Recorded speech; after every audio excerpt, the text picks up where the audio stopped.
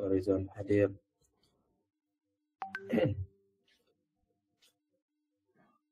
Alhamdulillah. Assalamualaikum Tuan Rizwan. Boleh dengar tak? Assalamualaikum. Boleh dengar suara? Okey, Boleh, Alhamdulillah boleh boleh. dengar. Alhamdulillah. Oh, kejap.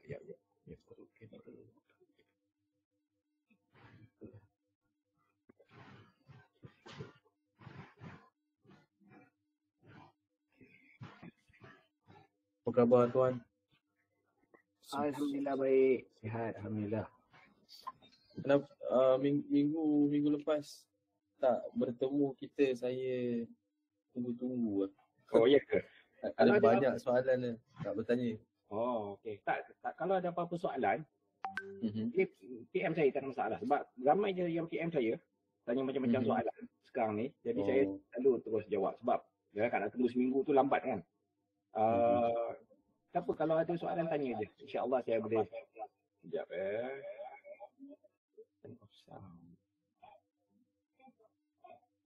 Alhamdulillah Tuan Rizwan, harga emas 310 sekarang. Gold spot. 310 spot price. Spot price. Semakin naik insya-Allah kita boleh fungsikan emas insya-Allah. Saja selingan beritahu. Dia paling tinggi setakat ni Setakat ni waktu ni pukul 9 ni dia dah 310 lah. Oh, ya ke? Sebab kalau kita tengok mata wang pun tengah jatuh sekarang ni, teruk lah. Dah makin naik balik. Ya, betul. Dia cuma apa ni, dia macam emas ni, harga ni memang turut dimanipulasi oleh pihak pihak globalis. Kalau ikutkan sebenarnya sepatutnya dia dah naik lagi tinggi sebenarnya. Tapi sebabkan dia memang sentiasa tak nak bagi keyakinan yang tinggi pada emas, itu yang menyebabkan dia sentiasa main harga tu, dia naikkan, dia turunkan. Tapi bila dia naik, dia jual. Lepas tu dia saja turunkan, dia akan beli balik. Biasanya macam tu lah yang dia akan buat. Daripada dulu macam tu.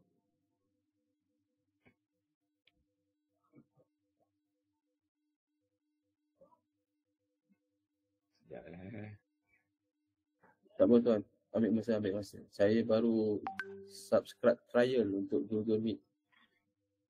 Oh, trial untuk Google Meet? Sebulan. So boleh sampai pagi besok boleh. ni buat berapa jam boleh, tak ada had lah untuk malam ni? Untuk malam ni still sampai pukul 10 lah kalau boleh kan. Tapi saya dah try untuk trial punya ni kan, trial punya Google Meet tu. So tak apalah kalau kita terlebih sikit tu pun okey lah. Mungkin ada soalan-soalan yang ataupun ada nak yang minggu lepas mungkin nak cover kan, tak boleh buat insyaAllah 10 sampai 10.30 hari insyaAllah boleh. Okey, boleh insyaAllah. Sekejap, saya nak share slide sikit sebab saya boleh tak bagi saya kebenaran untuk share slide? Sekejap.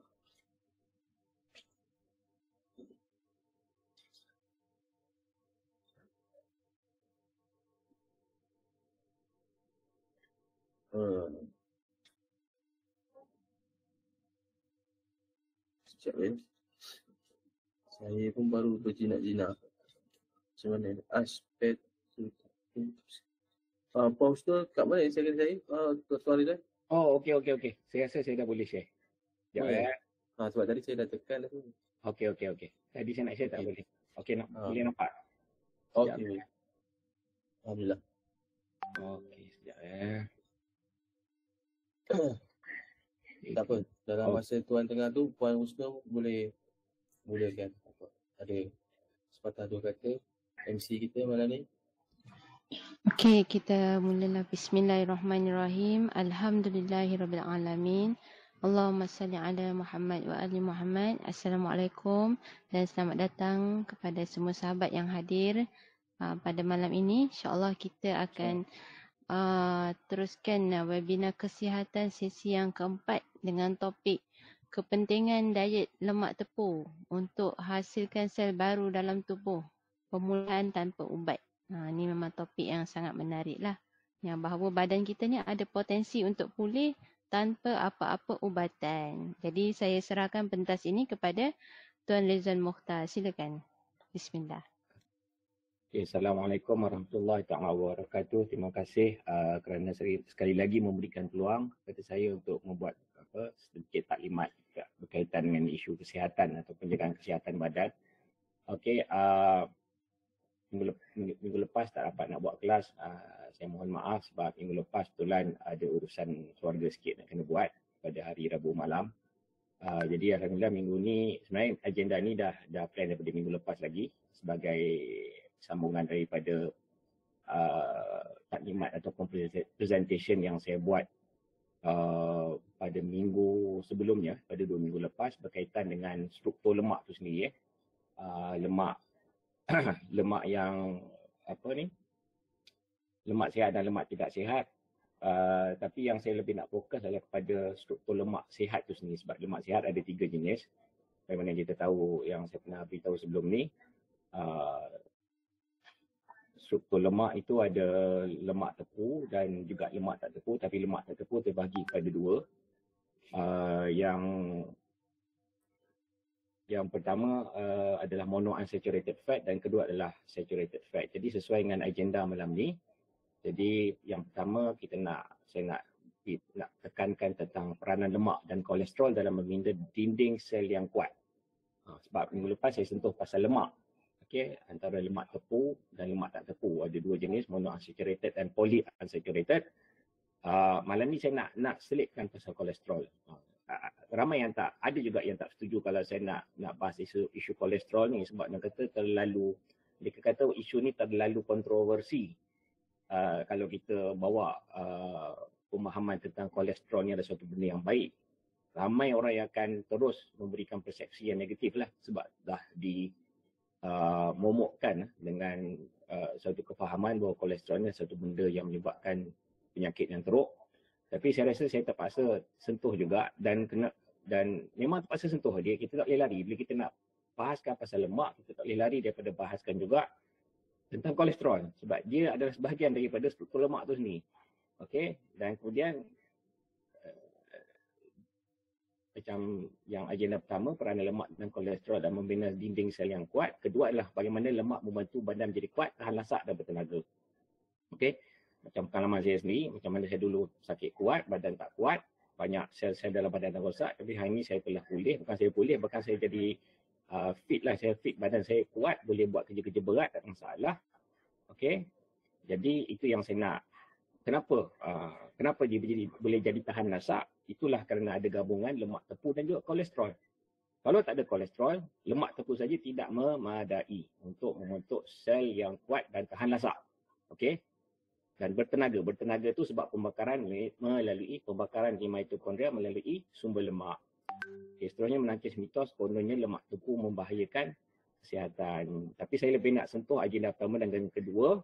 Jadi kalau kita rujuk kepada slide yang saya letak di sini, sebelum tu saya nak sentuh ada yang minggu lepas tu, 2 minggu lepas tentang struktur lemak tepu. Struktur lemak sihat. Lemak sihat ni ada 3 jenis. Okey. Dia ada saturated fatty acid. Kalau sebenarnya kita lihat dalam rajah di sebelah kiri tu, dia ada monounsaturated fatty acid. Dan dia juga ada polyunsaturated fatty acid. Kalau kita lihat di sini, saya nak sentuh sikit sebelum saya nak masuk pada rajah yang tadi tu. Kalau kita lihat, kalau saturated fatty acid, memang struktur dia straight je. Dia tegak. Dia tidak ada bengkang-bengkok sebab dia straight saja. Sebab apa? Daripada hujung ke hujung, atom karbon dia diapit oleh 2 atom hidrogen, menyebabkan dia sangat kukuh, sangat tegap dan tidak membengkok struktur dia. Kalau kita tengok monounsaturated fatty acid, dia ada bengkok di sini bila ada berlaku cis double bond. Double bond yang saya tanda di sini ni. Jadi di sini tidak ada apitan daripada atom hidrogen, menyebabkan dia tidak begitu kukuh dari segi struktur dia.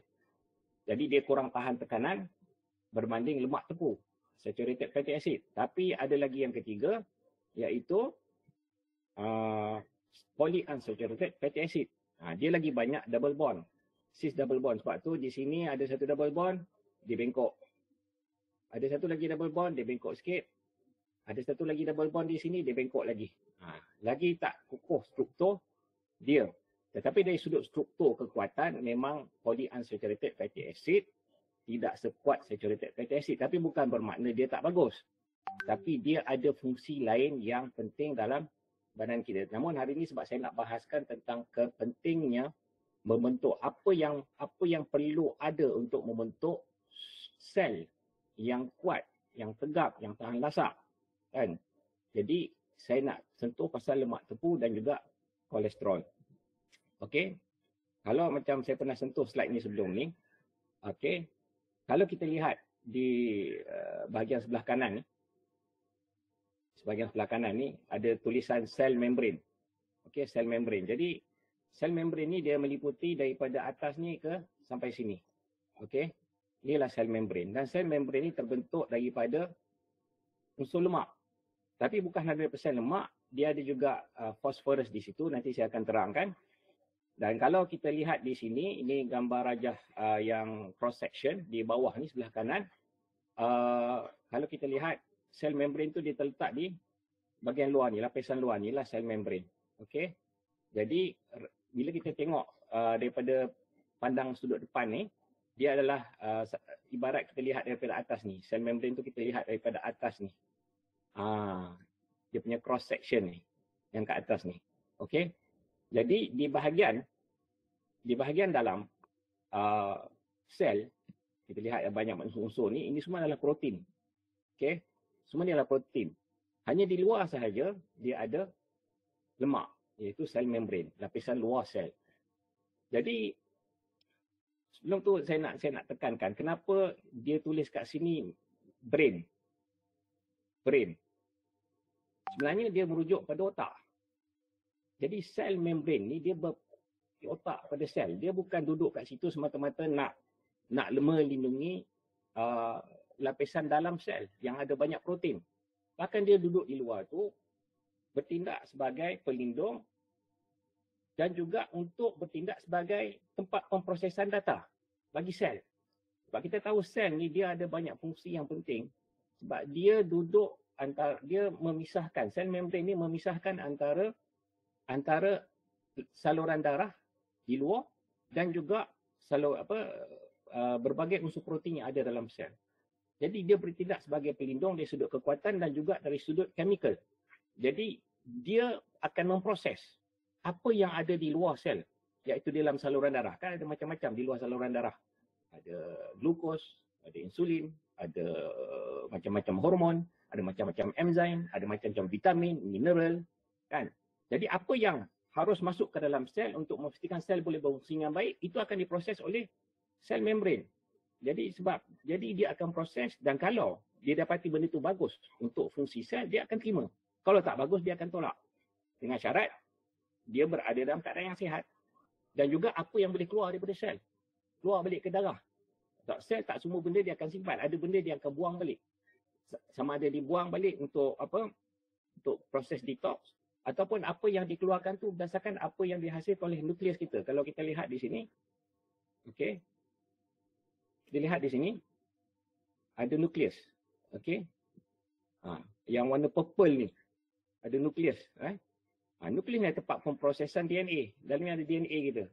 Jadi apa-apa saja unsur DNA yang dihasilkan di dalam sel yang perlu dihantar keluar untuk memastikan proses biologi badan yang bagus pun juga akan hanya dibenarkan oleh sel membrane. Jadi dia akan tengok kalau unsur protein ni harus keluar, dibenarkan keluar. Kalau tak boleh keluar, dia tak benarkan keluar. Sebab tu dia katakan brain. Okay? Dia adalah otak. Sebab tu pembentukan sel membrane adalah sangat penting daripada unsur-unsur yang betul. Jadi kalau kita lihat gambar di sebelah kiri, yang gambar tak berwarna ni, saya ada ambil dari sebuah buku yang saya baca, kenaan perbahasan mengenai lemak. Okay?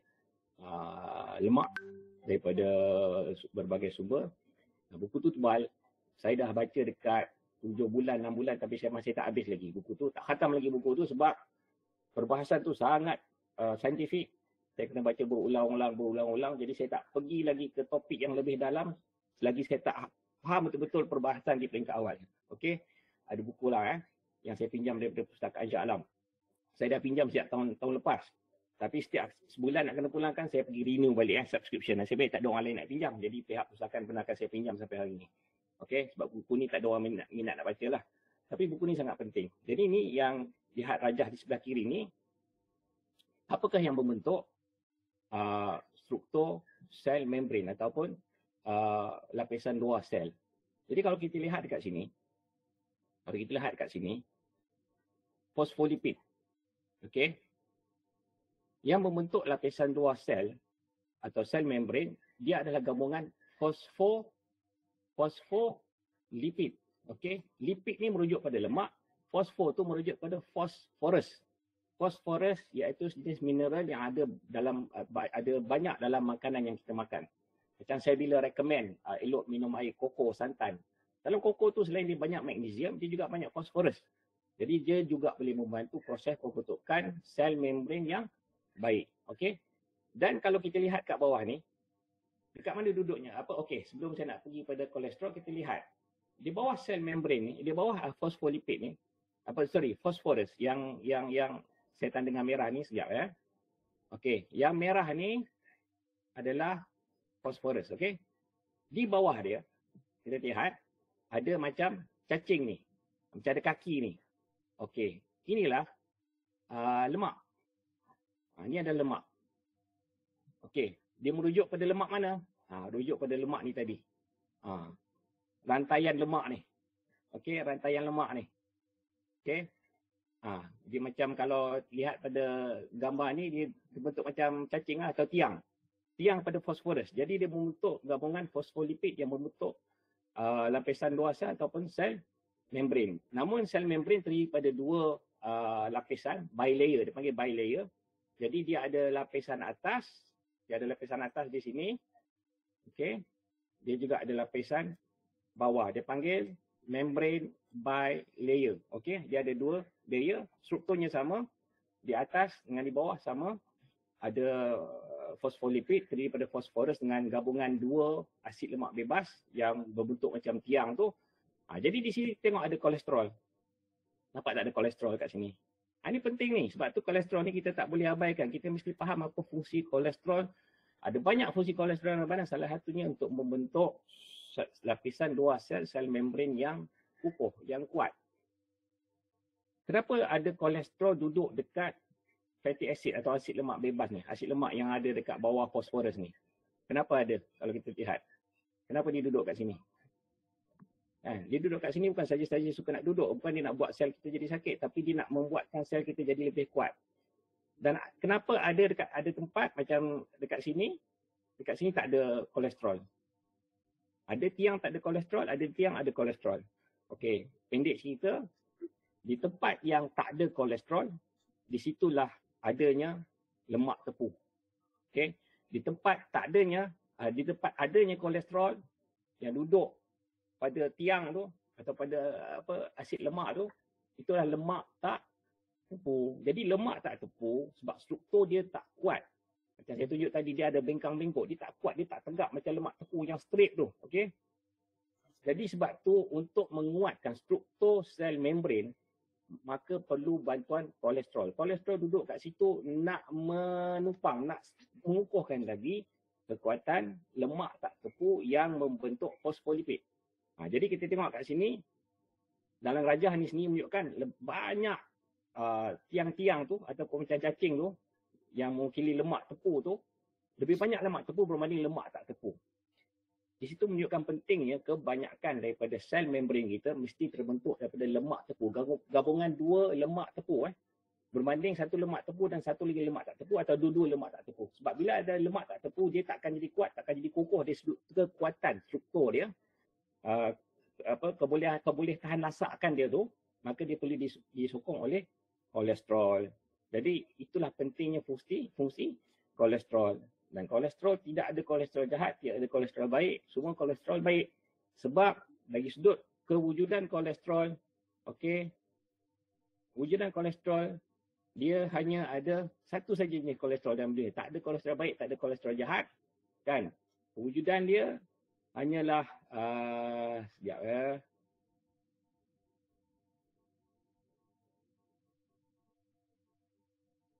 Okey, sorry. Okey. Dari sudut chemical kewujudan dia adalah C27H46. Okey. C27H46. Inilah kolesterol yang ada dalam dunia. Tak ada kolesterol lain. Okey. Jadi bila ada orang, mereka kata ada kolesterol baik, ada kolesterol jahat, tu salah. C tu merujuk pada karbon, H merujuk pada hidrogen. Jadi dia punya struktur chemical dia hampir sama dengan lemak. Cuma dia ada sedikit perbezaan dari sudut cara terbentuknya molekul kolesterol. Jadi sebab tu dalam apa yang saya buat, kajian yang saya buat, macam dalam buku yang baca pengalaman saya sendiri, untuk Tuan Rizwan. Habis tu yang orang kata LDL, HDL tu bukan ke kolesterol? Bukan, LDL bukan kolesterol. LDL adalah lipoprotein. Itu nanti kalau sempat saya sentuh kejap lagi lah. Okay. LDL dia bukan kolesterol, dia adalah lipoprotein. Apa fungsi lipoprotein? Nanti kejap lagi saya cerita. Okey? Kejap lagi saya cerita. Jadi, kembali pada kolesterol dan lemak tepu. Sebab tu gabungan lemak tepu dan kolesterol penting untuk membentuk sel membran yang kukuh, yang mana kalau terbentuk at least 50% daripada sel membran kita mesti lemak tepu. Selebihnya kalau ada lemak tak tepu tak apa. Tapi kalau ada lebih lagi lemak tepu dalam pembentukan sel membran, maka sel kita akan jadi lebih kuat, lebih teguh, lebih tegap. Namun kenapa perlu juga ada lemak tak tepu yang menupang fosforus tu untuk membentuk fosfolipid? Sebab dia nak memberikan apa? Flexibility. Sel kita, kan kita sentiasa bergerak. Macam saya bergerak ni kan fleksibel. Kalau semuanya lemak tepu, 100% lemak tepu, kita rigid. Tak boleh nak gerak. Macam kayu.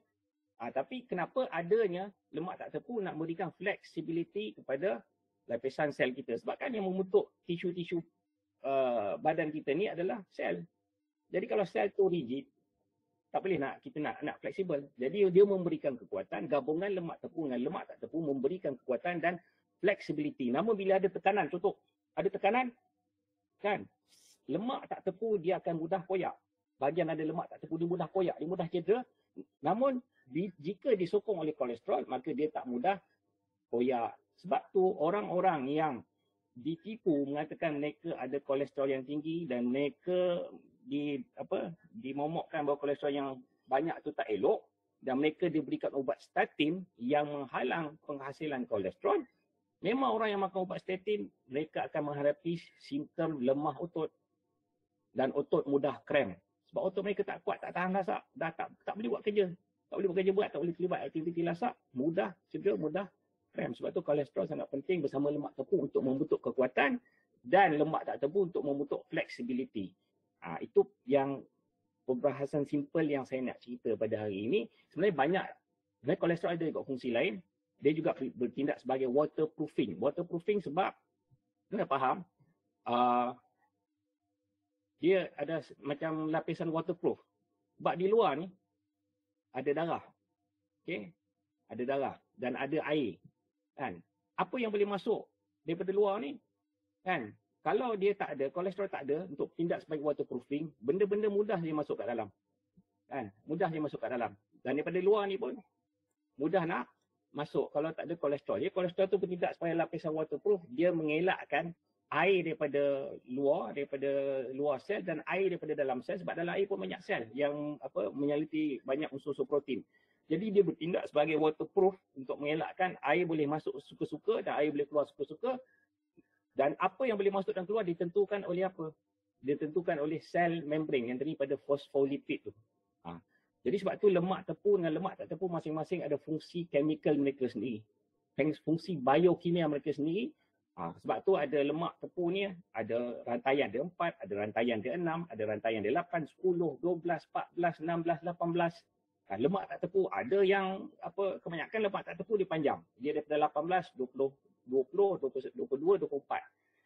Kenapa setiap ni ada panjang berbeza? Itu semua itu adalah formula chemical, biochemical yang dicipta oleh Allah yang punya fungsi-fungsi yang tersendiri. Yang tak perlu kita kajilah sampai ke situ. Itu saintis punya level lah. Tapi saya ada buat pembacaan lah dan saya faham lah sedikit. Tapi saya tak layak untuk bahaskan isu tu. Cuma saya nak beritahu macam contoh omega 3. Omega 3 benda yang penting untuk badan. Tapi dia tidak boleh banyak membentuk apa? Fosfolipid. Sebab kalau tidak banyak sangat omega 3 membentuk fosfolipid, maka sel kita jadi tak kuat. Jadi mudah rapuh, mudah koyak. Tapi perlu juga omega 3 sedikit untuk fungsi biokimia. Okey, fungsi biokimia. Namanya di sel di bahagian otak dan di bahagian jantung. Omega 6 pun perlu, tapi omega 6 juga tak boleh banyak. Sebab tu yang paling banyak membentuk sel membran kita adalah lemak tepu dan monounsaturated fat. Bukan polyunsaturated fat. Macam omega 3, omega 6 dialah polyunsaturated fat. Macam monounsaturated fat, macam contoh dalam avocado, dalam minyak zaitun. Itulah monounsaturated fat. Jadi, at least kalau ada monounsaturated fat, dia tak teruk macam polyunsaturated fat dari sudut kekuatan struktur. Okey, sebab tu badan kita perlu lebih banyak lemak tepu dan lemak monounsaturated. Sedangkan polyunsaturated kita tak perlu banyak. Okey, tak perlu banyak. Okey, sikit saja untuk keperluan-keperluan tertentu dalam fungsi sel. Okey, before begitu saya nak beritahu malam ni, saya tak nak bicara panjang lagi, takut nanti ramai yang pening. Tapi kalau ada apa soalan nak boleh tanya. Yang tadi nak bahas pasal lipoprotein, LDL. Kalau ada soalan kan?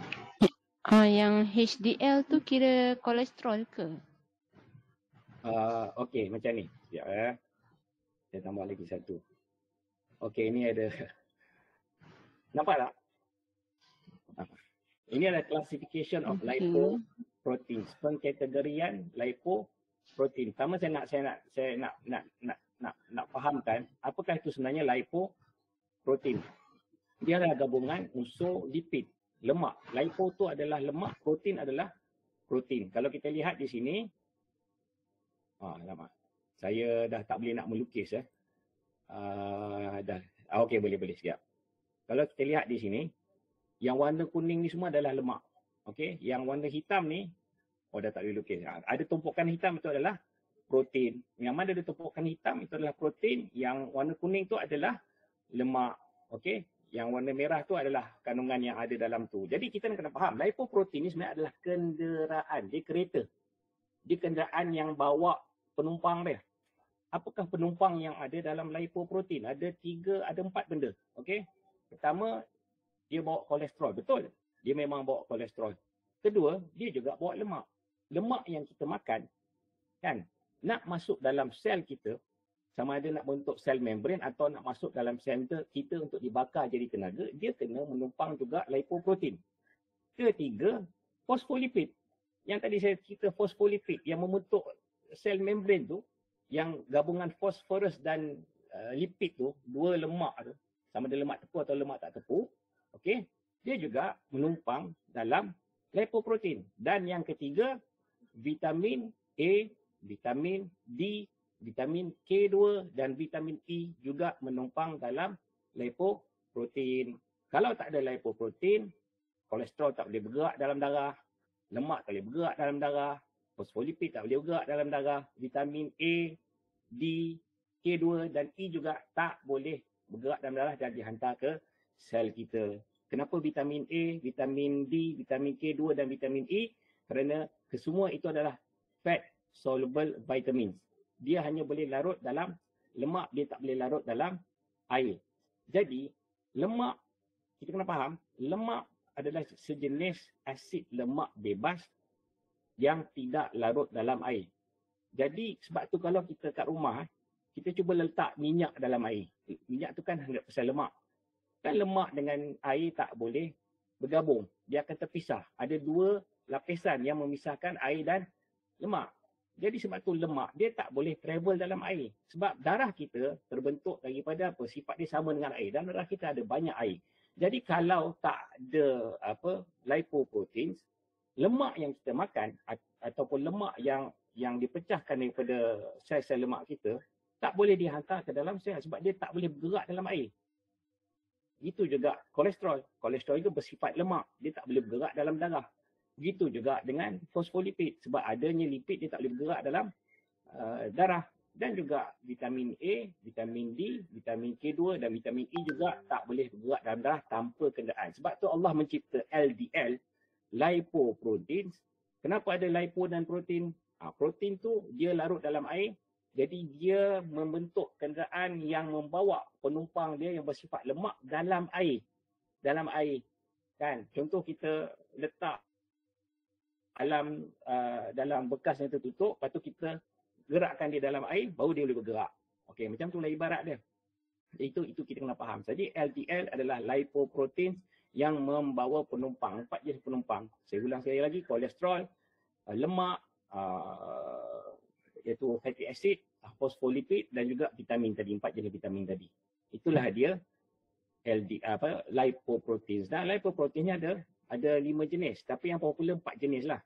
Okey, dia ada chylomicron, ada VLDL. IDL ni jarang orang sebut. Jadi tak perlu nak ingat, dia ada LDL dan ada HDL. Tapi dalam grafik yang saya share ni sini, dia ada klasifikasikan bad dan ada good. Sebenarnya ini grafik yang menipu lah, grafik yang tak tepat. Bukan kata nak menipu, tak tepat sebab diberikan kefahaman yang salah tentang dia cakap ni kolesterol. Sebenarnya bukan kolesterol, dia adalah lipoprotein. Okey. Jadi apa beza LDL dan HDL? Pertama, chylomicron, dia adalah satu bentuk LDL juga. Dia adalah suatu kenderaan yang akan dihantar oleh hati. Bila kita makan saja lemak yang ada kolesterol, banyakkan makanan yang bersumberkan haiwan, dia ada tinggi lemak dan juga kolesterol macam telur, daging, ikan. Okay? Dia ada lemak dan juga kolesterol. Kalau kita ambil sumber lemak daripada tumbuhan macam minyak kelapa, minyak zaitun, dia tak ada kolesterol. So, apabila kita makan sumber lemak atau kolesterol, hati akan menghasilkan chylomicrons dan dia hantar ke usus. Dan daripada usus kecil tu dia akan ambil, dia akan kutip lemak, kolesterol dan vitamin-vitamin yang saya sebut 4 tadi, yang fat soluble vitamins, okey. Yang vitamin yang hanya boleh larut dalam air, dia akan ambil daripada usus, dia bawa masuk ke dalam darah. Dan kemudian daripada darah dia akan travel pergi ke hati dan kemudian sampai ke hati akan proses lagi ke semua benda-benda tu dan kemudian dia akan wujudkan VLDL. Daripada hati akan keluarkan VLDL dan VLDL tu dimasukkan ke 4 benda tu tadi dan seterusnya daripada situ VLDL tu akan bergerak dalam darah kita menghantar dia menghantar lemak, dia menghantar fosfolipid, dia menghantar kolesterol, dia hantar 4 vitamin tu ke tempat-tempat yang memerlukannya. Jadi apa fungsi protein? Kalau kita tengok tompok-tompok hitam tu semua ada fungsi chemical dia. Fungsi chemical dia ibarat pemandu. Dia yang bawa kenderaan, kemudian dia diberikan arahan oleh hati berdasarkan arahan daripada otak untuk menghantar tu ke sel-sel tertentu. Contoh sel otak perlu vitamin A, dia pergi hantar vitamin A kat sel otak. Sel jantung perlu vitamin K2, dia hantar K2 kat sel jantung. Macam itulah, itu fungsi protein tu. Dan kemudian protein tu bertindak sebagai apa? Sebagai satu ejen yang boleh bergerak dalam darah. Itu kita kena faham. Okey. Jadi bila dia dah jadi VLDL, dia dah keluar daripada hati dalam bentuk VLDL, very low density lipoprotein. Kenapa dia very low density? Menunjukkan dalam tu ada banyak sangat kandungan lemak, kolesterol dan vitamin yang bersifat lemak tu. Dan selepas dia dah mula unload, dia dah mula keluarkan isi dalamnya secara perlahan ke tempat-tempat itu, dia punya saiz semakin lama semakin kecil sehinggalah dia berbentuk low density lipoprotein. Bila dah jadi low density, semakin kurang isi kandungannya dan bila dia dah habis hantar, maka dia dah tak ada fungsi, dia akan kembali pada hati. Apa fungsi HDL, high density lipoprotein? Kenapa dikata high density? Kerana high density kandungan lemak, kolesterol dalamnya sangat rendah. Sebab fungsi HDL adalah untuk ambil lebihan kolesterol. Hanya kolesterol lemak dan vitamin biasanya dia akan stay dalam sel kita untuk fungsi biokimia.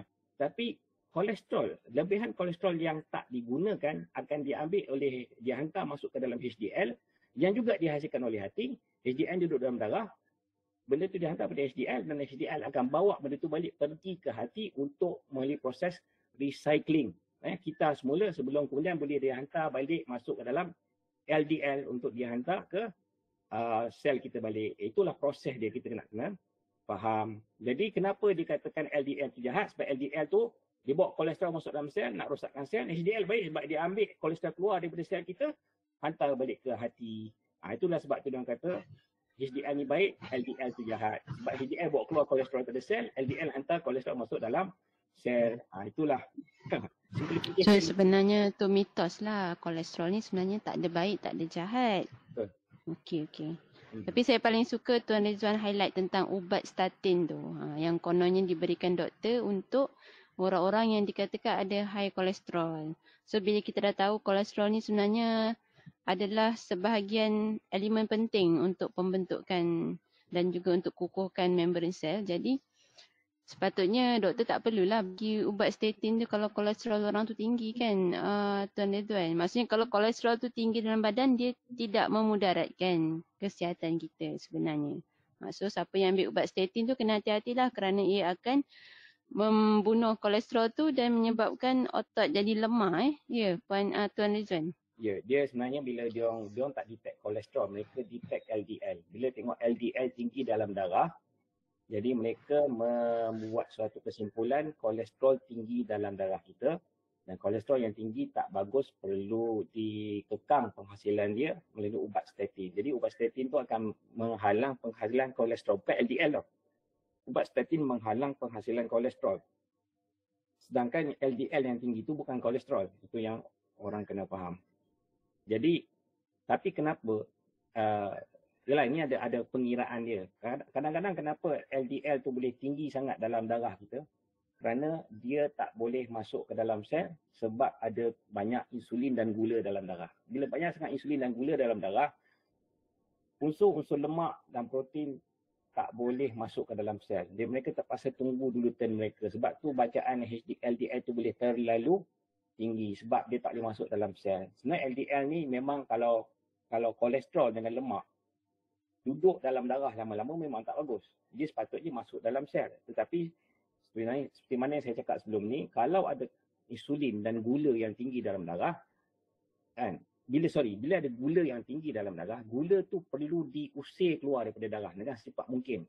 Sebab itu fungsi insulin. Insulin akan usir gula keluar daripada darah, hantar masuk ke dalam sel, atau hantar ditukar jadi lemak dan dihantar masuk dalam sel lemak. Dan selagi gula tak habis diproses oleh insulin, selagi itu lemak dan kolesterol tak boleh masuk ke dalam sel. Tapi lemak dan kolesterol tu memang duduk dalam LDL lah. Itu yang kita kena faham. Jadi itu ada satu perbahasan yang lebih mendalam sikit. Jadi bila doktor bagi ubat statin, dia menghalang penghasilan kolesterol tu sendiri, bukan LDL. Jadi bila kolesterol tak dihasilkan, kita boleh bayangkan apa akan berlaku pada sel kita. Sel kita jadi sel yang tak kuat. Selain itu, kolesterol juga penting untuk penghasilan vitamin D. Bila kita kata nak dapat vitamin D free, kita kena berjemur tengah panas waktu pagi. Namun apa yang akan menghasilkan vitamin D itu? Itulah kolesterol. Kalau kena cahaya matahari, kolesterol tak ada atau kolesterol sikit, penghasilan vitamin D tidak akan berlaku dengan banyak. Dan juga kolesterol penting juga untuk penghasilan steroid hormon ataupun dipanggil seks hormon seperti testosteron, progesteron,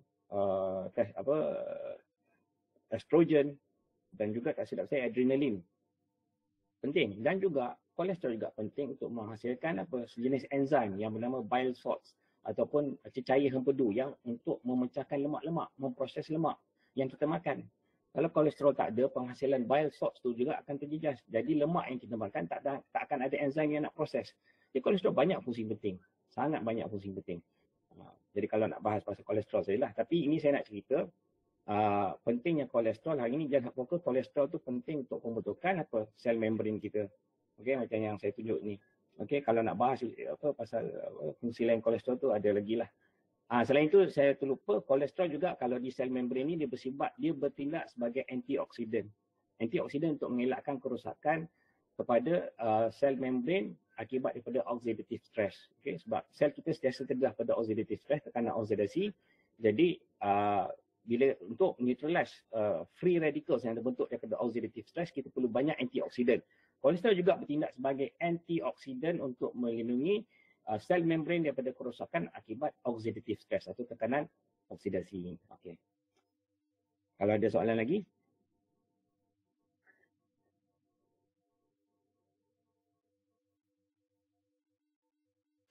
Kaunselor.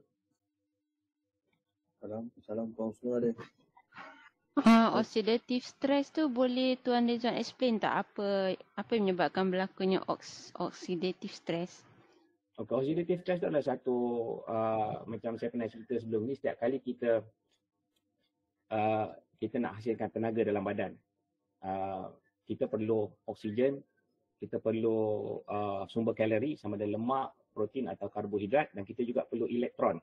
Okey. Apa yang berlaku bila kita proses penghasilan tenaga berlaku dalam mitokondria, dia berlaku dalam mitokondria di sini, okey, yang ada mitokondria yang saya kenal tanda ni dalam sel ni. Jadi proses penghasilan tenaga tu bila oksigen sebab apa makanan bila terdedah pada udara dia akan basi. Dan bila kita tutup tak bagi udara masuk dia boleh tahan lama. Itu semua kesan kerosakan daripada oxidative stress. Sebab oksigen yang digunakan untuk apa-apa saja proses, baik dalam makanan ke atau dalam sel, macam dalam sel untuk penghasilan tenaga, dia akan menyebabkan kehilangan elektron. Kehilangan elektron daripada dalam sel-sel kita. Jadi elektron yang hilang itu kan akan menyebabkan apa? Atom-atom yang ada dalam sel kita, atom yang ada dalam molekul akan kehilangan elektron, dan bila dihilang elektron dia akan jadi tak stabil. Bila tak stabil dan dibiarkan terus tak stabil, lama-lama dia akan rosak. Jadi sel kita boleh rosak, makanan boleh jadi basi sebab berlaku kerosakan dalam sel-sel makanan. Jadi sebab tu perlu antioksidan yang membekalkan elektron secara percuma. Okey? Macam kita kalau makan makanan yang tinggi antioksidan. Macam sebab tu penting, makanan ni ada tinggi anti keradangan, antioksidan. Apakah itu antioksidan? Dia ada jenis molekul yang membawa bekalan elektron untuk diberikan kepada atom-atom dalam molekul yang kehilangan elektron sewaktu nak proses tenaga dalam badan. Jadi apakah itu free radicals? Bila berlaku oxidative stress, iaitu elektron hilang untuk menyokong proses penghasilan apa-apa saja dalam badan yang memerlukan oksigen, kan? Itulah situ berlaku tekanan oksidasi, dan atom-atom dalam molekul yang kehilangan elektron itu digelarkan sebagai free radicals atau radikal bebas, atau ada istilah lain dipanggil reactive oxygen species. Jadi ataupun ROS. Jadi benda ni akan boleh menyebabkan berlaku kerosakan dalam sel kita yang lama kelamaan boleh menyebabkan berlaku kerosakan yang boleh menyebabkan juga berlaku kanser. Kanser. Jadi itu yang kena faham. Contoh macam sel darah putih. Bila sel darah putih nak pergi neutralize virus atau bakteria yang masuk dalam badan kita, proses pembunuhan oleh sel darah putih terhadap pencerobohan yang berlaku, bakteria ke virus ke apa-apa saja penceroboh daripada luar, bisa ular ke, bisa spider ke, bisa kalajengking ke, apa saja bentuk bisa, bahkan bisa daripada tumbuhan, dia masuk dalam bentuk patogen, iaitu sebenarnya protein yang akan memudaratkan badan. Jadi sel darah putih akan pergi serang untuk neutralize patogen itu. Proses neutralizing of the pathogen juga akan menyebabkan berlaku oxidative stress. Jadi sebab tu bila kita kata kita nak guna sel darah putih kita nak pergi bunuh virus, kita nak guna antibody kita nak pergi bunuh virus, akan menyebabkan berlaku oxidative stress, iaitu kewujudan banyak free radicals, iaitu atom-atom dalam molekul yang kehilangan elektron yang perlu diganti balik dengan elektron. Sebab tu penting makan makanan yang tinggi antioksidan, dan juga penting kalau kita buat grounding, macam kalau kita grounding pijak tangan kaki atas rumput, atas tanah, kalau kita pegang kayu, pokok-pokok, kita akan dapat elektron secara percuma. Tak makan pun tak apa, boleh dapat elektron secara percuma untuk replace elektron yang hilang dalam badan. Cara simpelnya macam tu. Ataupun kalau banyak sangat, lagi satu proses yang menyebabkan berlaku oxidative stress, kalau banyak sangat pencemaran heavy metals, logam-logam berat. Daripada banyak makanan-makanan proses ada banyak heavy metals, dalam vaksin pun ada banyak heavy metals, logam berat, yang mana kalau masuk dalam badan kita, macam merkuri, contoh dalam vaksin banyak merkuri, dalam ikan-ikan besar pun ada banyak merkuri, dan makanan proses pun ada banyak merkuri dan heavy metals yang lain macam aluminium hydroxide. Itu juga akan menyebabkan berlaku tindak balas yang akan menyebabkan berlaku oxidative stress. Jadi situ pentingnya antioksidan, iaitu molekul yang membawa banyak elektron. Macam kolesterol pun sama.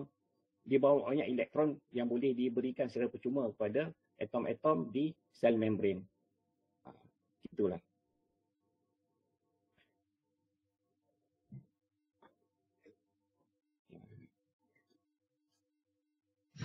Okey, Alhamdulillah. Kalau tak silap dalam WhatsApp ada Puan Zanadia tanya soalan tu. Tuan Rizwan nak jawab ke? Silakan. Sekejap Dia ada tanya soalan dalam grup. Sekejap Bismillah. Bismillah.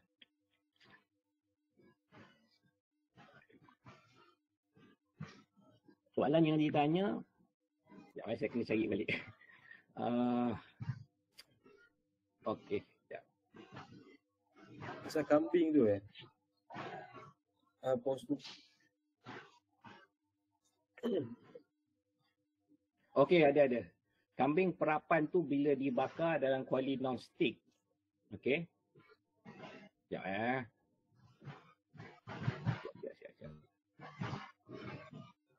Dia tanya boleh ke makan lemak yang tertinggal tu bila bakar kambing dalam non-stick pan tu kan ada lemak tertinggal. Adakah lemak tertinggal tu sihat untuk dimakan? Okey. Bila kambing, kita masak kambing, daging lembu, ayam atau ikan sendirilah terutamanya kambing, lembu ke ayam ke unta ke yang banyak lemak. Jadi kita masak, tak kisah kita bakar ke, kita steamkan ke ataupun kita buat gulai, masak dalam buat gulai, memang lemak-lemak tu akan keluar dan macam kalau kita masak gulai, lemak tu akan banyak duduk dalam kuah. Kalau kita bakar, banyak daripada lemak-lemak tu akan cair dan untuk minyak yang jatuh ke dalam kuali. Jadi adakah bagus untuk makan lemak-lemak tu? Sangat bagus. Macam mana saya cerita tadi, nak berbentuk sel membran kita perlu majoriti lemak tepu. Perlu majoriti lemak tepu dan majoriti lemak yang ada dalam lemak haiwan, daging haiwan adalah lemak tepu. Jadi bagus lemak tu dimakan. Macam saya dekat rumah, pantang tengok kalau ada masak masak daging ke ayam kan, ada lebihan-lebihan lemak tu memang saya makan. Kalau masak sup, ada lemak-lemak yang betul tu saya akan ambil, saya akan makan. Memang saya sekarang banyak makan lemak. Sebab tu badan saya sekarang semakin, alhamdulillah lah semakin kuat. Memang ada perbezaan lah saya tengok. Jadi lemak tu boleh makan. Jangan buang, sayang. Benda yang bagus, manfaat dia sangat besar. Yang Allah dah cipta untuk kebaikan badan kita. Okay, Alhamdulillah. Ada sesiapa lagi ada soalan boleh tulis dekat ruangan chat. Tuan Faris, mungkin ada soalan? Assalamualaikum. Dengar? Ustaz, Tuan Rizwan dengar? Saya dengar. Dengar. Saya nak tanya pasal ni. Dalam banyak-banyak telur ni, sebab saya selalu beli telur ni, selenium organik. Selenium organik ni maksudnya apa sebenarnya? Sebab saya pun dapat daripada orang kata tu, coaching, eczema coaching lah, dia ada cakap yang kalau anak tu ada eczema, kalau boleh dapatkan telur selenium organik. So, telur selenium ni apa tu sebenarnya? Apa yang dia dapat bantu terhadap manusia tu lah, tubuh budak yang eczema. Selenium, saya tak pasti apa kesan daripada eczema lah. Tapi selenium ni salah satu mineral penting yang ada dalam banyak makanan asli, termasuk juga dalam daging haiwan, dalam telur. Telur ada banyak selenium, ada banyak iodin. Selenium salah satu fungsi penting adalah untuk tumbesaran. Selama ni kita faham kalsium penting untuk tumbesaran tulang. Anak-anak yang besar perlu banyak kalsium, tapi dia juga perlu banyak selenium. Dia perlu banyak zinc, iodin dan selenium. Selenium salah satu dia untuk fungsi pembesaran. Dalam koko yang saya suruh minum pun banyak tinggi selenium. Selenium sebenarnya banyak fungsi. Okey. Kenapa dia suruh ambil selenium untuk eczema? Kemungkinan sebab, ini saya tak pasti, tapi kemungkinan sebab selenium tu ada fungsi anti keradangan dan juga selenium boleh membantu mengawal amukan sel darah putih. Sebab kita kena faham, eczema tu adalah akibat berlaku leaky gut syndrome. Itu berlaku keradangan di usus akibat makanan yang penyebab radang macam gluten, macam gula fruktos daripada gula putih, macam trans fat. Dia akan menyebabkan berlaku keradangan di usus dan keradangan di usus memang salah satu simptom utama especially pada anak-anak adalah eczema. Eczema adalah akibat daripada berlaku keradangan di bahagian kulit. Kenapa berlaku eczema? Kerana kulit kita adalah salah satu ejen perkumuhan, sistem perkumuhan. Dia nak detox. Proses detoxification akan berlaku sama ada melalui najis, melalui air kencing, melalui peluh, melalui kita bila bernafas. Tarik nafas, kita buang nafas. Itu pun salah satu proses detox untuk keluarkan benda-benda yang tercemar daripada badan. Satu lagi melalui kulit. Kulit juga bertindak sebagai sistem perkumuhan. Jadi bila badan kita berlaku eczema, dia nak cuba buang benda-benda kotor, benda-benda tercemar daripada badan. Yang banyak berpunca daripada pencemaran di usus. Jadi kenapa selenium tu dikaitkan dengan eczema, saya tak boleh jawab secara inilah pasti di sini. Cuma setahu saya, kalau nak rawat eczema, kita kena pulihkan apa masalah kita di usus terlebih dahulu. Okey, terlebih dahulu. Dan juga bila kita makan telur, sebenarnya bagi saya telur tu sendirilah. Okey. Sebab dalam telur dia ada banyak lemak. Lemak tepung ni ada 8 jenis. Okey, dia ada butyric acid, ada caprylic acid, ada caprylic acid, ada capric acid, lauric acid, myristic acid, palmitic acid, stearic acid. Bila kita sebut pasal lauric acid adalah satu ejen anti keradangan. Okey. Bila kita sebut pasal caprylic dengan capric acid, dia adalah ejen anti fungus, anti candida atau anti kulat. Yang itu menyumbang pada masalah keradangan dan juga masalah eczema tu sendiri. Jadi bagi saya lah, sebenarnya telur tu yang penting sebenarnya. Telur. Selenium tu menjadi pembantu sebab selenium adalah satu jenis mineral yang banyak fungsi biochemical dalam badan, tapi dia menjadi pembantu pada sumber makro, iaitu lemak dan juga protein. Karbohidrat ingat, karbohidrat tak ada apa-apa khasiat yang badan kita perlukan, melainkan dia hanya jadi sumber tenaga saja dan juga untuk dia ditukar menjadi lemak dan simpan dalam sel lemak kita. Dia tak ada khasiat yang jelas dalam karbohidrat, kecuali dia penyumbang pada glukos ya. Kecuali kalau kita makan nasi, nasi tu adalah protein, ada mineral dan vitamin. Tapi kalau kita bahas dari sudut karbohidrat tu sendiri, dia hanya menjadi sumber kalori saja. Dia tak ada khasiat. Tapi kalau lemak, dia boleh jadi sumber kalori, dia juga boleh jadi ejen untuk merawat macam-macam penyakit, termasuk yang bersifat anti keradangan. Jadi saya kalau nak cerita, myristic acid ada fungsi dia ni untuk pulihkan sel yang rosak. Palmitic acid pun sama, stearic acid pun sama, macam-macam. Jadi cuma kalau boleh tanyalah dia, kenapa? Apa kelebihan telur dengan selenium ni untuk merawat masalah eczema? Mungkin dia ada penjelasan di sini. Sebab kalau kita nak bahas, memang terlalu banyak mekanisme untuk merawat penyakit.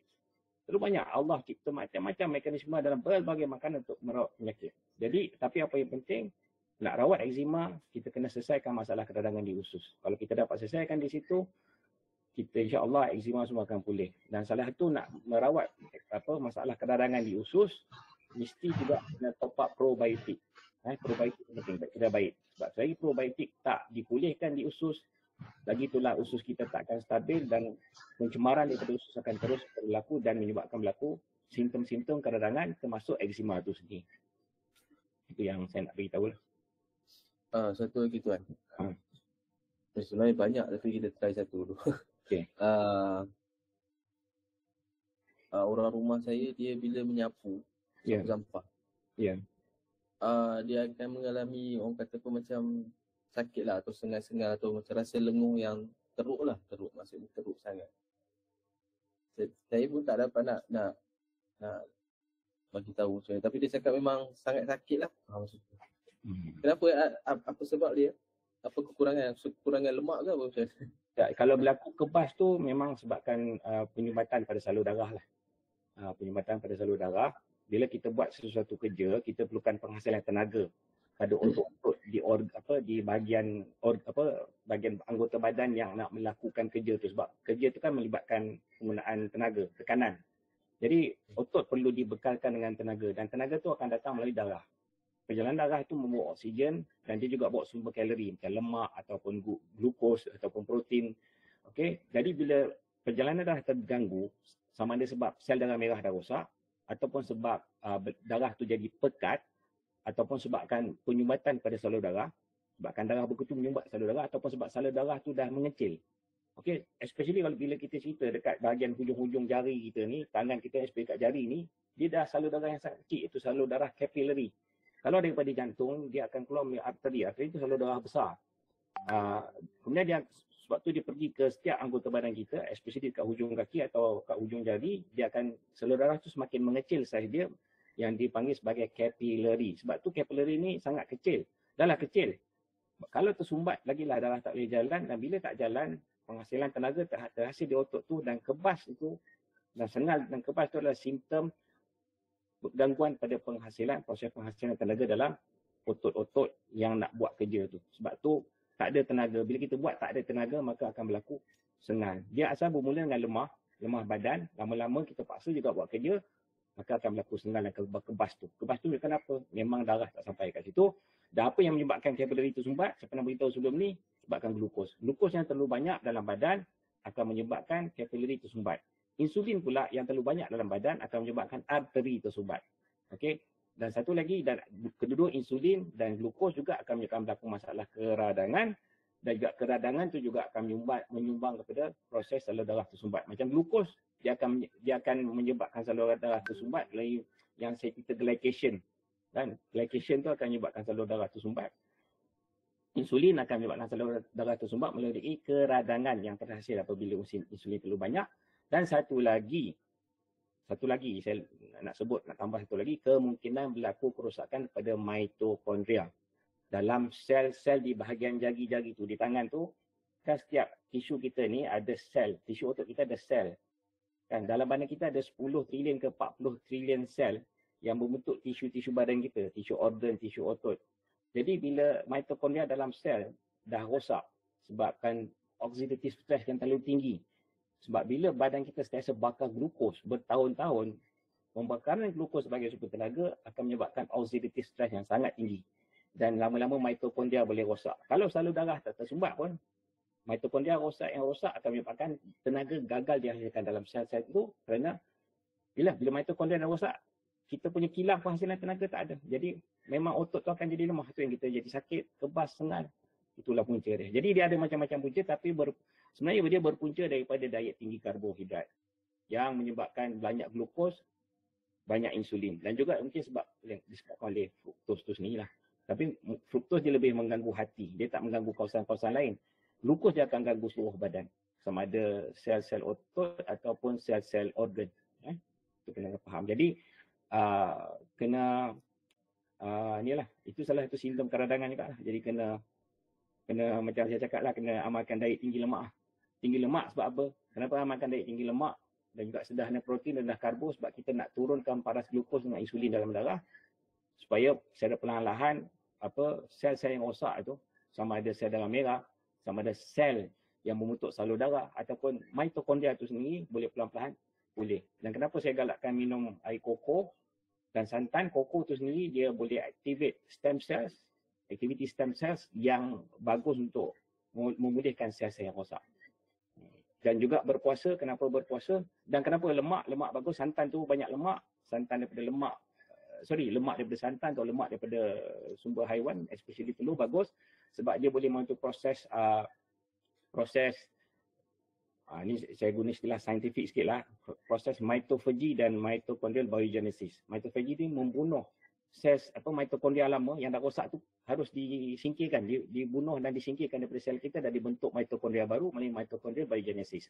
Jadi dua proses ni akan berlaku melalui diet yang tinggi lemak, sebab ketones atau ketosis akan menyebabkan berlaku proses mitochondrial biogenesis, iaitu penghasilan mitokondria baru yang sihat untuk gantikan yang lama yang rosak.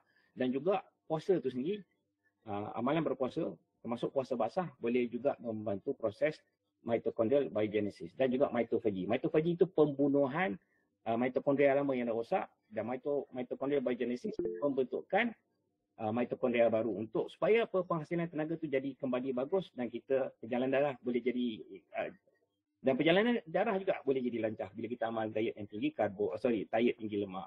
Macam itulah. Itu pengalaman saya sendiri. Saya berkepas ni yang cerita lah, saya kena teruk dulu. Okey. Tersikat bahagian kaki dengan tangan lah. Terima kasih Tuan. Tuan ada soalan? Tuan Wan Syah. Okey. Tuan. Okey. Tuan boleh baca. Saya baca lah soalan dia. Okey, Tuan, untuk pesakit TB, cara nak rawat dalam masa yang sama, tengah makan ubat TB hari-hari. Mohon pendapat Tuan. Okey, masalah TB, tuberculosis, dia ada radang paru-paru. Radang paru-paru juga berpunca daripada benda yang sama, kerosakan kepada sel di paru-paru menyebabkan sel kita tak boleh, sel di paru-paru kerosakan sel di paru-paru menyebabkan paru-paru tak boleh berfungsi dengan baik untuk memproses oksigen lah, untuk proses pernafasan. Okay? Untuk kita menghirup udara dan membuang udara. Jadi cara nak rawat sama juga. Sebab tu bila saya tekankan tentang masalah diet tinggi lemak, sederhana protein, rendah karbohidrat, sebenarnya dia boleh banyak membantu merawat macam-macam penyakit. Okey.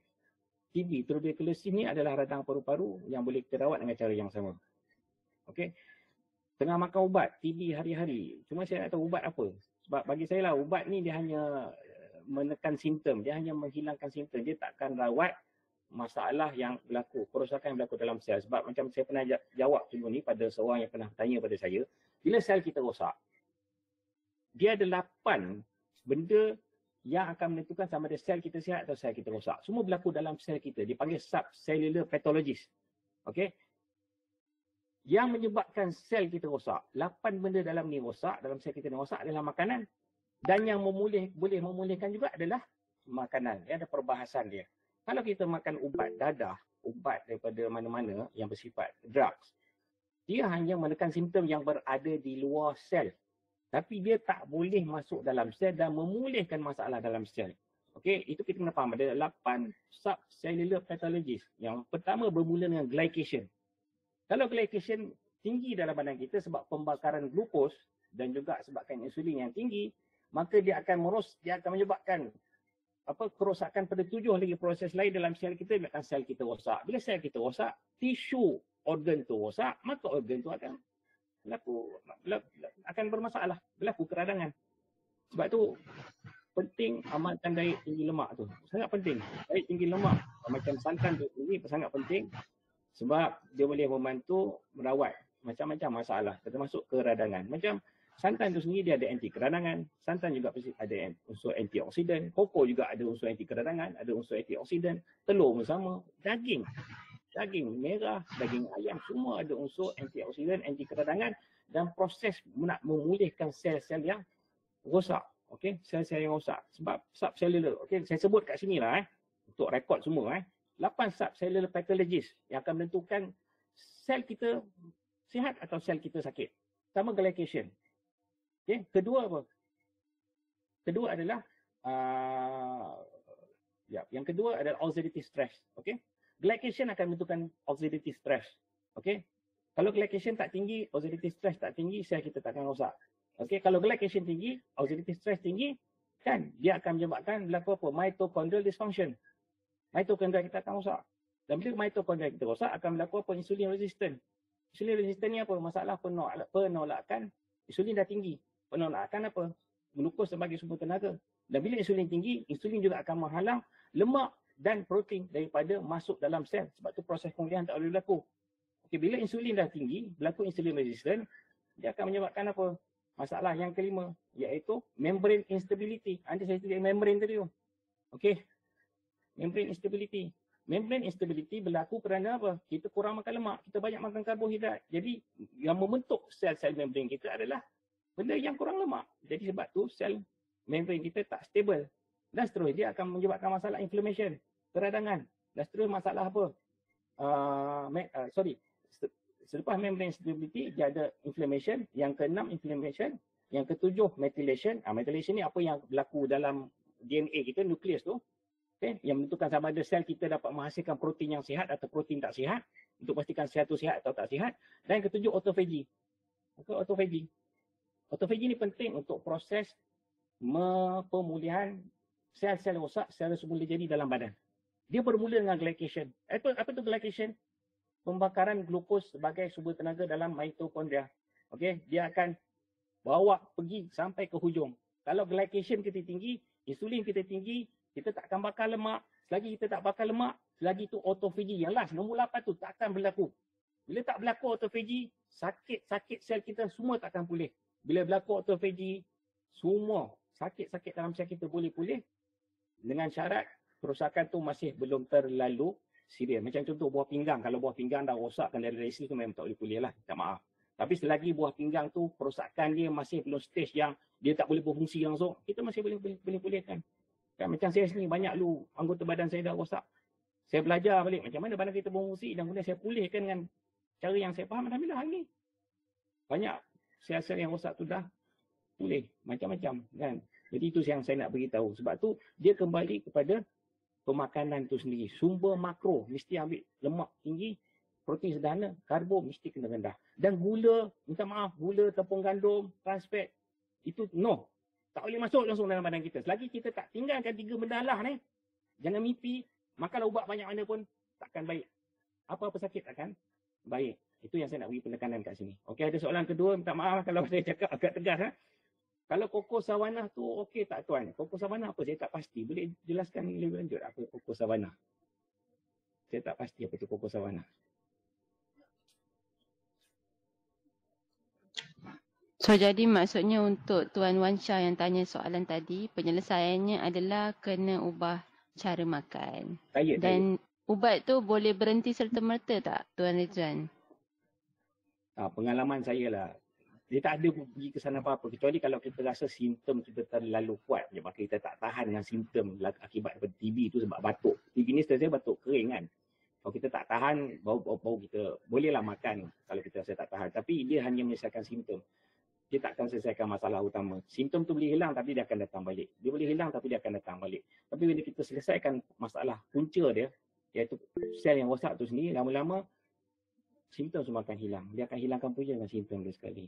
Baru makan 2 hari, okeylah. Selamat lagi tu. Dah teruk ke simptom dia? Dia batuk, macam mana batuk kering ke macam mana? Okey, Puan Supaya cakap, Supiah. Tadi Puan cakap koko elok kan, kami minum koko savanna. Okey, koko kena tengok jenama, jenis. Sebab ada jenama koko yang ada campur gula.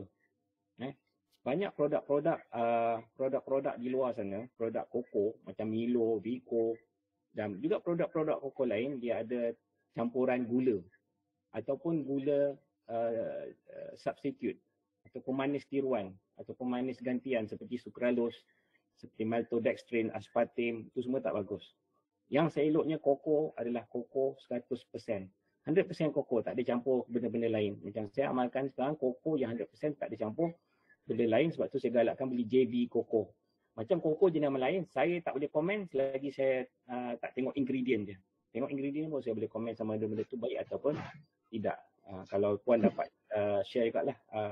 Boleh cari Shopee. Koko JB tu 1 kilogram dalam RM20. Saya dah test, sedap. Okey. Ia adalah secret ingredient untuk buat coklat GF1 dan juga air super koko GF1. Ni saya dapat dia punya ingredient. Sawana koko. Okey. Dia ada madu, kurma, bali dan ubi bit merah. Ubi bit merah bagi menambahkan khasiatnya. Okey, biji koko itu yang diimport dari Ghana Okey. Kalau dia tak ada tahu gula, tapi kena tengok ingredient saya tahu. Sebab dia kata di sini ditambah dengan madu, kurma, bali dan ubi bit merah. Tapi adakah di situ ada gula? Sebab tu kena tengok ingredient dia. Kita kena tengok ingredient baru kita tahu. Sebab kadang-kadang di sini dia tunjuk unsur-unsur utama dia. Tapi kita tengok ingredient. Dan koko yang diimport dari Ghana, dia agak mahal sikit lah. Sebab tu saya galakkan beli JB Koko, produk tempatan memang jauh lebih murah daripada koko savanna. Tapi kalau nak makan koko savanna pun okey, tak ada masalah. Kita kalau makan koko, tak ada madu, tak ada kurma, tak ada bali, tak ada ubi merah pun tak apa. Sebab koko tu sendiri dah banyak sangat khasiat dia. Koko tu sendiri terlalu banyak khasiat dia. Sebab tu saya minum koko. Saya tahu orang santan je. Kan? Dan gula Melaka tu untuk tambahkan rasa sedap dia lah. Koko murah, santan pun murah. Khasiat dia ibarat minyak kelapa darah. Dengan gula Melaka pun sebenarnya banyak khasiat. Okay. Itu pun dah Alhamdulillah sangat luar biasa dan kos sangat murah. Boleh minum setiap hari. Kadang-kadang boleh minum 2 kali. Satu family boleh minum. Tak terbeban dengan kos dia lah. Jadi tapi kalau nak produk lain saya tak halang. Cuma kalau kos tu mahal, kalau rasa bajet tak berapa cantik, boleh berubah pada jenama yang cara yang lebih murah lah. Okey. Cuma ingredient tu penting nak kena tengok sebab takut dia letak pemanis tiruan ataupun ada letak gula dekat di situ. Seloknya 100% lah. Okey, ada soalan lagi? Silakan Tuan Faris. Saya setuju bila kita adalah keluarga, saya boleh katakanlah kita ni keluarga Oro Design. Jadi bila kita cakap pasal emas pun, kita mesti nak cari emas yang harga dia paling berbaloi untuk kita, tak? Benda tu berkualiti dan berbaloi. Maksudnya kalau kita boleh beli emas hari-hari Oro Design ni memang kita nak, betul tak? Sebab harga dia rendah. Kan? Betul. Jadi kalau kita ada untuk bab kesihatan, kalau kita ada koko yang asli 100% organik maksudnya, dan harga pun orang kata harga rendah di pasaran. Lepas tu kita boleh beli santan dekat kedai Makcik Kiah kat depan rumah kita. santan yang kita nampak memang dia pergi parut dan dia buat santan tu semua. Harga pun kita boleh beli RM5. Harga RM5 mungkin dalam berapa ml lah. Macam tu kan, saya tak ingat. Jadi mungkin bajet mungkin dalam berapa? Mungkin dah dalam RM20 dibandingkan dengan koko-koko yang lain kan. Jadi saya rasa kita kena kembali ke asas ataupun kembali pada cara kita berfikir dekat Oro Design lah. Kita nak cari benda yang baik tapi harga pun baik. So kita kembalilah ke fitrah kita. Kita pergilah cari koko yang, yelah bukanlah kata koko sawanah tu tak bagus kan Puan Sufiah, tapi kalau kita boleh kurangkan pengeluaran keluar duit kita tu kan, keluar ringgit kita tu banyak untuk koko sawanah tu. Betul saya faham tadi saya ada tengok dia produk Muslim, saya tak katalah kita kena jatuhkan produk tu, tak. Tapi kita boleh cuba macam Tuan Rizwan sebab kita tahu memang saya ulas sikit lah, Tuan Rizwan boleh dikatakan pesakit yang orang kata macam hari tu Tuan Rizwan pun cakap dia minta berapa 5 tahun je nak minta, maksud dia nak balik lah, nak pulang ke pangkuan ilahi lah kan. Sampai tahap tu maksudnya memang teruk. Tapi hari ni kita nampak dia sedang wujud depan kita dengan cara pemakanan. Satu lagi kita kena, bukan saya suruh buang, bukan suruh saya suruh percaya atau tak, tapi kita selalu dengar hari-hari kalau kita buka TV dia cakap kurangkan makan ni, kurangkan makan tu dan sekian-sekian. Tapi sampai hari ni orang masih sakit pergi hospital apa semua. Jadi tak pernah kita terfikir tak ada ke cara lain yang boleh buat aku sihat. Betul tak? Jadi dan Allah hantar Tuan Rizwan ni datang dalam family Oro Design ni, pada siapa yang nak cuba tak salah, sebab kita hidup dalam dunia ni pun one day kita akan masuk ke liang lahat seorang-seorang je kan, macam orang selalu cakap kubur asing-asing kan. So why not kita try yang terbaik untuk diri kita kan. Cuba, sebab kita kalau kita follow yang apa yang diwar-warkan pun maksudnya macam tak berjaya juga. Dia macam tak pernah berlaku kebaikan lah terhadap kita. Kalau yang kita selalu dengar ni pun, kalau betul gula tu tak baik dia cakap terus jangan kurangkan gula, baik dia cakap tak payah makan gula. Tapi kenapa dia still suruh kurangkan gula? So mesti ada sebab-sebab dia tu lah. Jadi apa yang kita buat setiap minggu insyaAllah ada akan berterusan. Kita kena mula-mula siapa yang join ni dia kena bukan suruh buang yang apa yang kita pernah fikir atau kita pernah faham, tapi kita cuba faham benda baru. Betul tak? Kita cuba buka minda kita, cuba faham benda baru. Bukan suruh terima ni, cuba faham dulu.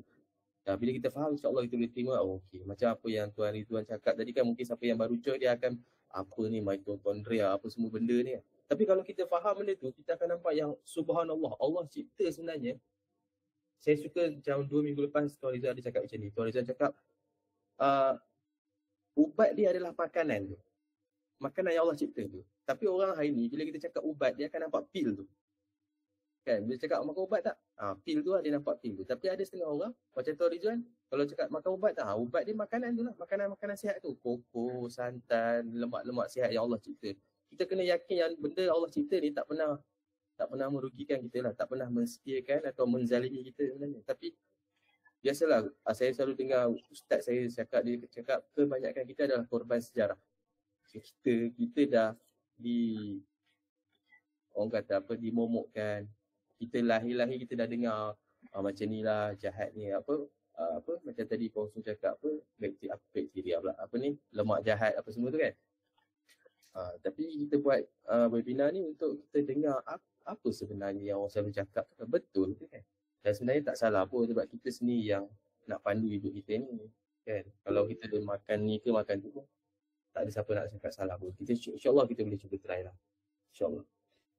Okey, cuba 10-13. Okey, untuk pengetahuan semua, saranan mengamalkan diet tinggi lemak ni bukan saja Tuan Rizwan saja yang utarakan, tapi doktor macam Dr. Norman Norawi kan, yang dah bekerja dengan KKM 20 tahun, dia pun menyarankan kita mengamalkan diet tinggi lemak sihat dan kurangkan karbo.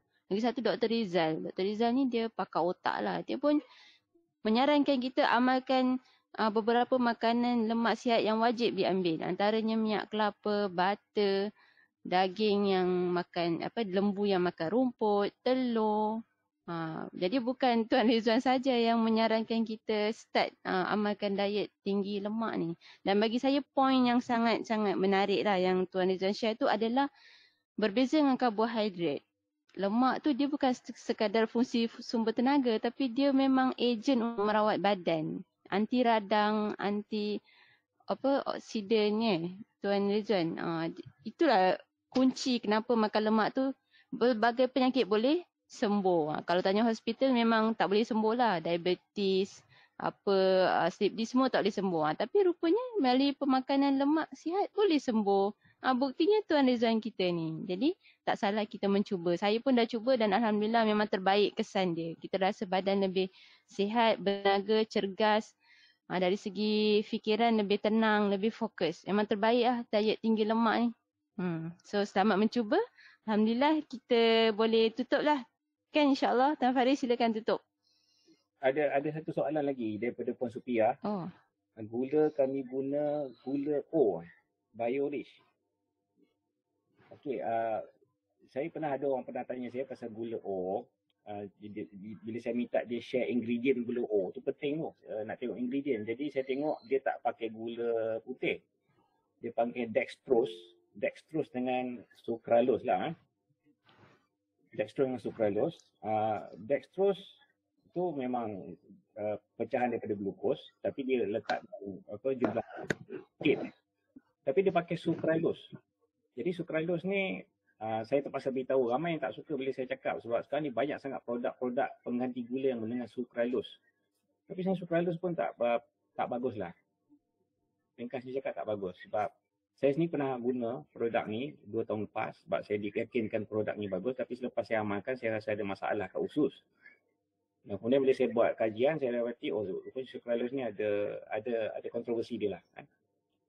Kalau nak amalkan boleh, tapi kalau boleh kau tukarlah dengan benda lain. Tapi saya galakkan pakailah gula kelapa atau gula melaka kan. Nak pakai stevia pun tak apa, tak ada masalah. Tapi sebenarnya gula kelapa tu bagus. Dia bukan sekadar sumber kalori, tapi dia banyak ada vitamin, ada mineral, dia juga ada sifat antioksidan. Bagus, gula kelapa sangat bagus. Murah, lagi murah. Betul, guna gula kelapa. Ada gula kelapa kat Shopee, harga dia RM20 1 kg. Tak pun boleh dapatkan gula kelapa Dr. Rizal lah. Memang sedap lah, memang bermutu tu, boleh kontak Tuan Pengasas. Gula kelapa OC. Okay, Tuan Wan Shah dia ada tanya contoh diet tinggi lemak.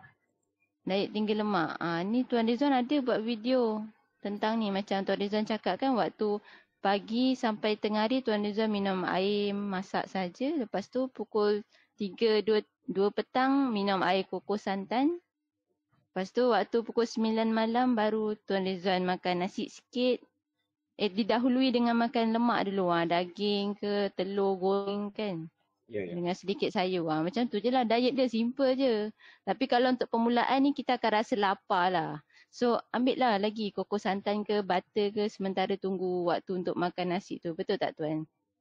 Tak, macam tadi tak salah saya, dia kata dia minta sharekan contoh diet tinggi lemak kan. Jadi ini saya senaraikan kat sini kalau tengok dalam presentation ni. Pertama ada 11 lah, tapi 10 tu lah. Telur Telur terutamanya kuning telur dia tinggi lemak tepung dan juga tinggi protein. Daging tinggi lemak tepung dan juga protein. Semua daging merah. Yang kambing dan lembu ke unta semua samalah. Asalkan halal . Ayam juga tinggi lemak tepung dan protein. Jadi bila kita makan telur, kita makan daging merah, kita makan ayam, dia semua tinggi lemak. Selain tinggi protein, dia juga tinggi lemak. Kulit ayam pun tinggi lemak. Sebab tu makanlah kulit ayam. Dengan syarat ayam yang diternak dengan cara yang baguslah. Dengan cara organik lah. Jangan makan ayam yang tak nak makan dedak tu, kulit ayam dia tak bagus. Minyak kelapa, santan 90% lemak tepung. Bagus, amalkan. Minyak sawit pun tinggi lemak tepung, 55% lemak tepung. Butter dan ghee tu minyak sapi pun juga tinggi lemak tepung. Jadi kita amalkan ni semua, kita dapat lemak yang banyak. Kekacang, apa saja jenis kekacang, tinggi lemak, sederhana protein. Kan? Jadi kacang juga tinggi lemak. Okay? Ikan, jadi ikan tinggi protein, sederhana lemak. Tapi lemak daripada ikan tu kita boleh tinggikan dengan kita masak. Sebab tu bila nak masak ikan, goreng. Goreng ikan tu atau masak ikan tu dalam kuah yang bersantan. Jadi dia akan tinggikan lemak. Udang pun sama. Dia tinggi dia protein, rendah lemak. Tapi masak udang dengan masak lemak. Jadi tinggilah lemak dia. Yang ke-11 ni prebiotik, probiotik ni nanti kita bahas minggu depan. Ini ada perbahasan lain kan. Nanti kita akan bahas minggu depan. Okey. InsyaAllah. Masa pun dah. InsyaAllah. Saya cuma nak beritahu satu benda sebelum kita tutup. Sebelum ni, kita selalu dengar yang kalau makan kacang nanti nak jerawat. Lepas saya join webinar Tuan Ridwan lah, yang faham gluten apa semua, roti apa semua kan. So bila saya dah stop, rasanya dah dekat setahun lah tak makan roti. Sebab sebelum ni pun selalu tengok Dr. Norman kan. So dah tak makan roti. Lepas tu jerawat tak naik. Lepas tu bila dengar Tuan Rizal cakap kena makan kacang tinggi lemak. Lepas tu rasa ya Allah sedapnya kacang. Sebelum ni nak makan kacang pun takut naik jerawat. Tapi rupanya patutlah nak jerawat masa saya makan kacang tu. Hari-hari saya akan makan dengan roti. Bila student kan. Makan roti, makan kacang macam tu kan. Oh rupanya bukannya kacang tu yang naik jerawat. Roti tu. Gluten tu lah gluten. Ya, betul. Radang. Okey tu je lah. Kongsian sikit. Okey, Puan Husnul boleh tutup lah. Ada lagi. Boleh lah kita bagi, boleh Puan Husnul 10 minit ke 5 minit? 10 minit untuk jawab soalan Puan Baria tu. Saya bacakan soalan dia. Masa Tuan tak sihat dulu, Tuan teruskan tinggal ubat-ubat hospital. Berapa lama Tuan dapat rasa perubahan bila Tuan dah ubah diet? Okey, saya ambil ubat hospital daripada tahun 2000. Sebenarnya saya daripada kecil. Saya banyak ambil ubat hospital. Sebab saya daripada kecil ni saya sakit. Kalau nak tahulah saya daripada kecil, saya ni memang sakit. Sakit je sampai ke muda, remaja, masa baru kahwin, sampai ke umur 45 tahun, saya ni macam-macam penyakit dalam badan. Dan memburuk kali penyakit tu sebab saya makan ubat. Saya makan ubat-ubat klinik, ubat hospital. Especially painkiller. Dan memburukkan sampai saya kena masalah Parkinson, saya kena dementia, saya kena gout, saya kena macam-macam, fatty liver, hepatitis. Sebabkan bila saya start ambil injection dekat hospital, injection untuk kononnya nak rawat tulang belakang, saya kena slip disc tu lah. Jadi bila saja saya stop daripada ambil rawatan kat hospital tahun 2016, memang ada seorang doktor tu yang nasihatkan saya, jangan ambil ubat-ubat hospital ni, dia akan memburukkan lagi keadaan saraf awak, maka awak kena Parkinson dengan dementia. Jadi saya stop daripada 2016, saya stop tak makan apa-apa ubat. Dan alhamdulillah, sebenarnya bila saya stop makan ubat, memang saya dapat rasa kesan-kesan negatif tu dah tak teruk macam waktu saya makan ubat. Cuma penyakit saya tetap semakin lama semakin merudum. Sehinggalah pada tahun 2020, pada macam tadi Tuan Farid cakap, saya sampai pernah bagi tahu kat rumah saya pada 2019, masa saya sakit saya dah agak teruk lah. Saya pernah beritahu kat rumah saya mungkin ada masih 5 tahun lagi saya nak hidup. Sebab saya tak nampak saya boleh sembuh sebab badan saya semakin lama semakin teruk lah. Satu persatu organ berlaku kegagalan, saya dah makin lupa, dah nyanyuk, mata dah tak terang, nak nulis pun tak boleh, nak pegang pen tak boleh, nak menggigil. Tapi 2020, tiba-tiba macam datang satu ilham. Alhamdulillah datang satu ilham untuk saya buat perubahan. Dan daripada 2020 tu lah saya start proses pemulihan perlahan-lahan. Memang tanpa ubat hospital langsung. Dan saya ada tinggal ubat hospital sejak 2016 sampai 2020. 2020 sampai 2022 lah saya mencuba satu kaedah dengan pemakanan. Alhamdulillah banyak ada penyembuhan dia. Ada banyak penyembuhan. Tak dinafikan. Tapi saya tak betul-betul stop makanan punca radang. Macam roti. Saya tahu gluten tu tak bagus. Tapi saya tak tinggalkan 100%. Saya cuma kurangkan saja frekuensi pengambilan. Gula putih saya tinggalkan terus. Tapi saya masih minum susu tepung. Saya masih ada minum kadang-kadang minum air buah. Contoh air buah yang jus tu kan tu sebenarnya tak bagus juga. Buah kena makan, jangan minum jus.